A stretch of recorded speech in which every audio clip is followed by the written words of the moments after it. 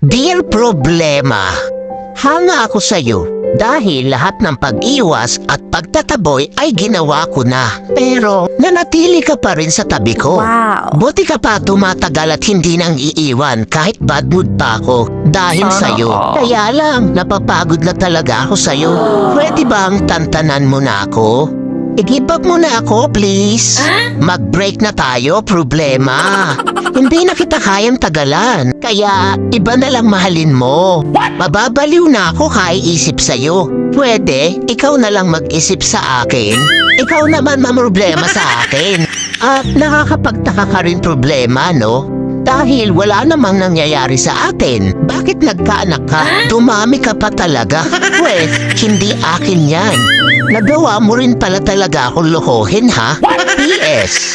Huwag mo na ako sundan o hanapin pa. Wala akong pananagutan sa'yo. Nagmamahal. Stress.